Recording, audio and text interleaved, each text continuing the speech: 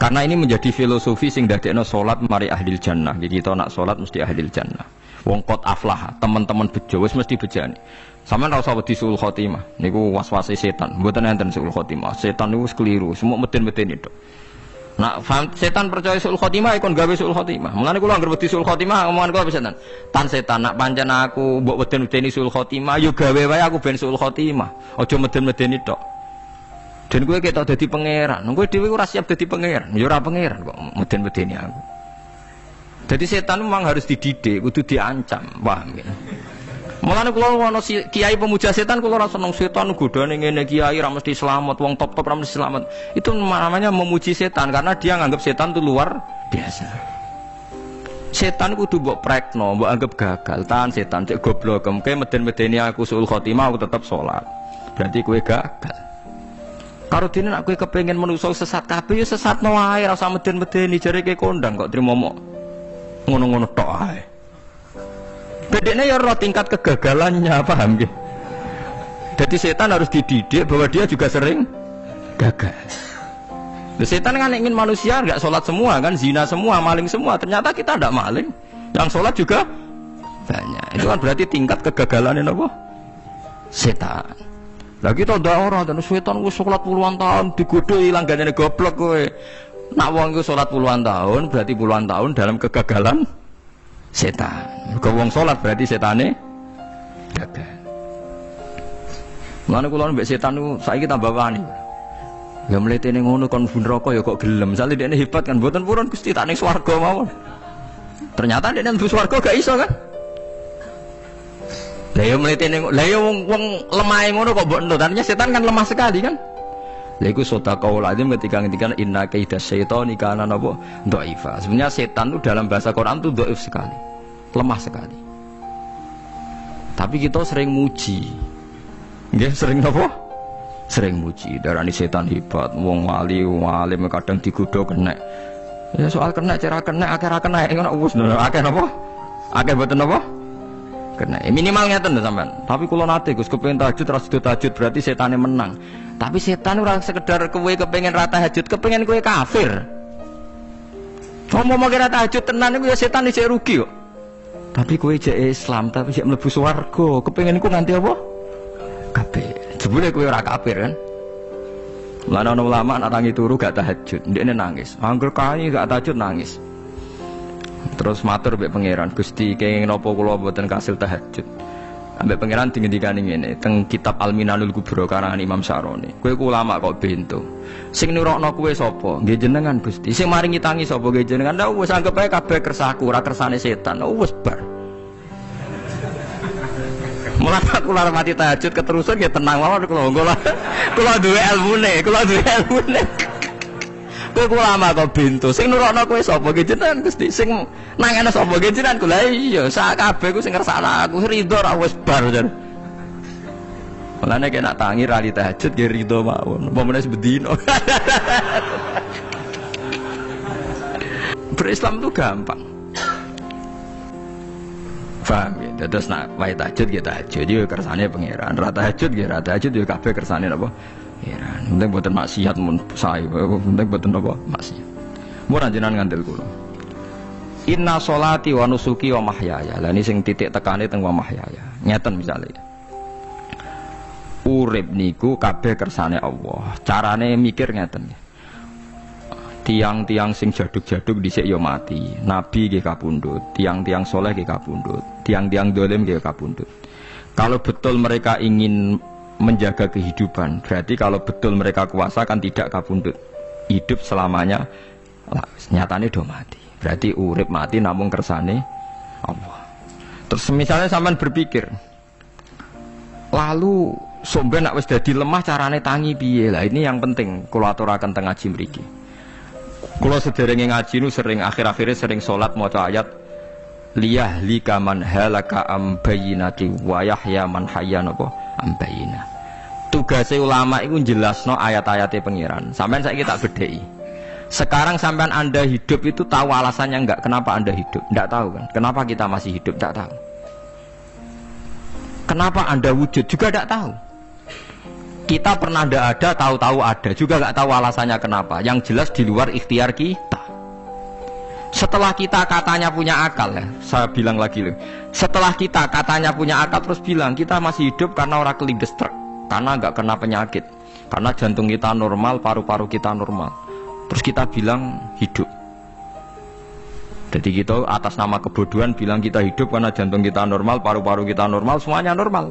Maka kita hidup. Nah ditakoi, lalu kapan kita mati? Setelah jantungnya rusak, paru-parunya rusak, terus kita mati. Tapi orang yang sama kalau ada bilang berarti yang menjadikan hidup itu jantung dan paru-paru. Lalu berarti zaman kita belum hidup itu jantung dan paru-paru harus ada dulu karena itu yang bikin hidup.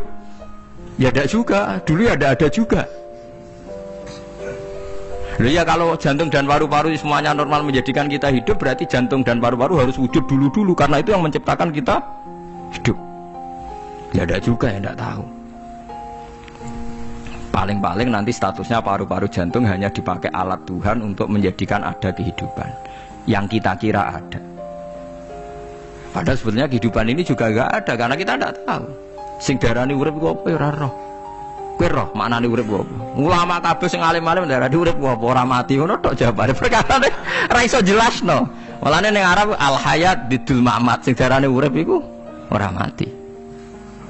Karena nggak bisa dijelaskan, coba Anda menjelaskan. Kowe urip ku sebab apa? Ada nyawanya, nyawa itu di mana? Terus dia nempatnya di mana? Oh, nyempatnya di jantung ngene-ngene.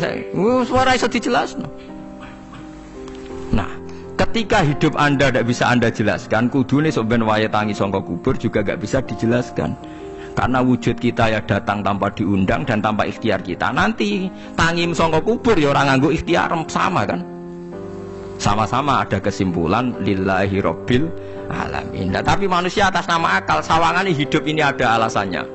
Karena kita ditangi ada bapak ibu terus kita jadi wujud. Lucu kan? Hidup ini disebut ada sebabnya. Tapi nanti mati sangka kubur terus tangi meneh dianggap gak punya penyebab. Alasannya sudah dilemah kok. Ono meneh carane piye? Lah zaman kuwe ora ngono. Dadi ono saiki. Carane piye? Makanya kalau suruh balik-balik bilang, jika tangi sangka kubur iku muhal, berarti wujudnya Nabi Adam dan wujud yang sekarang lebih muhal karena tanpa sebab. Ya tanpa apa? Sebab. Lho nggih to, aneh Nabi Adam mek sampean saiki no. Dadi roh gentayangan dhisik kok apa juk-juk dadi sakmene iki. Do diutang, di kasus, do demenan. Aneh budi. Aneh wujud yang sekarang karena wujud nanti ning ora-ora mahsyar wujud dari wujud yang sudah ada. Sementara wujud kita yang sekarang dari tidak ada. Lain ngomongane pangeran didik napa hal ata alal insani fi minad dahri lam yakun syai'am mazkura. Manusia itu harus ingat bahwa dia pernah tidak ada. Ya, dari tidak ada ini menjadi ada adalah ayat bahwa wujudnya dia tidak ikhtiarnya dia sendiri. Inna sholati wa nusuki wa mahyaya wa mamati lillahi rabbil alamin. Jadi urip kula mati kula sedanten ikhtiar kula namung kagungane napa jenengan la syarika lampun mboten enten tiyang sing sinten mawon mboten enten sing ngatur niku. Terus wa bidzalika umirtu wa ana napa minal muslimin, dan dengan keyakinan niki kita diperintah. Jadi donga iftitah senajan to mboten wajib tapi itu filosofi dalam hidup. Kersane jenengan napa nggih delok donya niku pun bar. Urip ya kersane pangeran ya mati kersane pangeran. Mula kadang nggih mikir aku nek mati bar mati jebule gak kiamat-kiamat tak kesuwen cah ngenteni atusan tahun misalnya. Anda tidak usah khawatir begitu. Zaman Nabi Adam nganti bapak amak wis saiki 7.000 tahun. Kok ora protes mbek pangeran? Terlambat Gusti saya menyaksikan dunia karena 7.000 tahun yang lalu.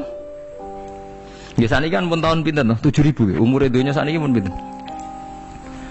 SM itu kalau menurut penanggalan agama itu 5.000 tahun sebelum Masehi dihitung Nabi Adam itu. Pokoknya dihitung langit bumi ini 5.000 tahun. Dan saat ini tahun 2000 sekitar 7.000 tahun.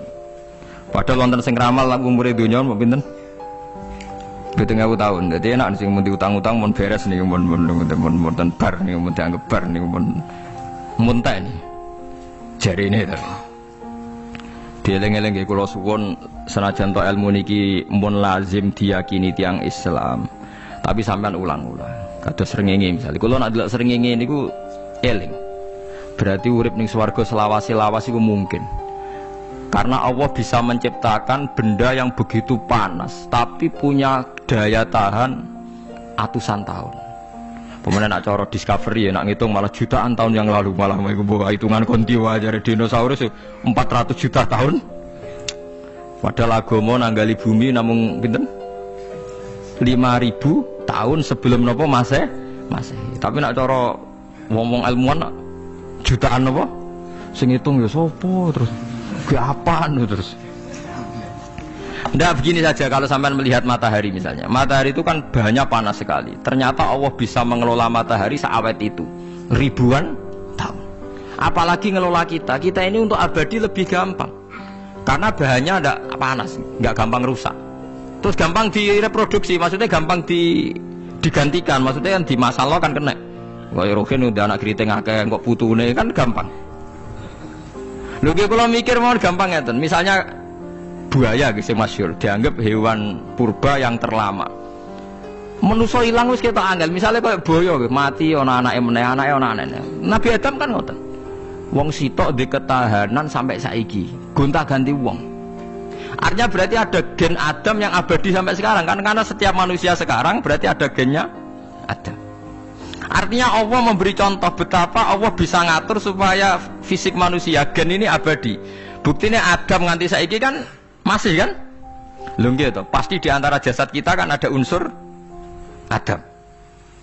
Lah ya Allah gawe sura, apa meneh kowe sampeyan swarga ning neraka, Allah tetap punya cara untuk bikin abadi. Mbok piye carane? Tapi melihat Nabi Adam nganti tok sampeyan kan ana bukti Allah duwe cara ngabadekno unsur Adam. Karena tidak mungkin kan dalam diri kita sekarang nggak ada unsur sinten? Adam. Inna sholati wa nusuki wa mahyaya wa mamati lillahi rabbil alamin. Macam-macam ya nak tiang tasawuf ngartekno kabeh iku kersane Allah. Nak tiang fikih ngartekno semua ibadah kita diikhlasno ora golek imbalan, namung kabeh dipersembahkan kangge Allah. Cuma teori fikih ini ada kelemahannya, kesannya Allah itu butuh kita kasih. Padahal kita bisa sholat yang nganggo hidayate pangeran, iso zakat yang nganggo donyane pangeran. Kok kowe ngrasa zakat itu donyane sapa? Nah, sing bener gitu teori tasawuf, kita iso sedekah ya kersane pangeran. Sing kita sedekahno nggih donyane pangeran. Berarti lillahi. Nah, jadi lillahi ta'ala artinya nak cara tasawuf itu bahwa semua kebaikan kita ini karena Allah, karena hidayat Allah. Nah, cara fikih boten kesannya kita yang berbuat lalu kita ikhlaskan Allah. Tapi pertanyaannya kan kita bisa berbuat tuh pakai fasilitas apa? Hidayatnya Allah juga kan?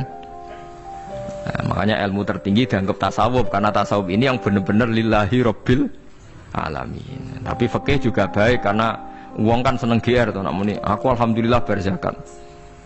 Muni aku alhamdulillah berzakat itu kan ya ora jelas. Muni aku ngrasa dekne pelakune, muni alhamdulillah kersane Allah itu ya bahasa paling gak jelas. Tapi apik muni ngono, aku alhamdulillah bersolat. Ya pamer nak aku bersolat, tapi ya ngakoni nak kabeh kersane Allah. Lah nak kersane Allah sing dipamer apaan ya ora jelas ya. Ya tapi itu apik lah. Muni aku alhamdulillah bersolat itu ya bahasa gak jelas, ya gak jelas juga bahasa itu, tapi ben ngono.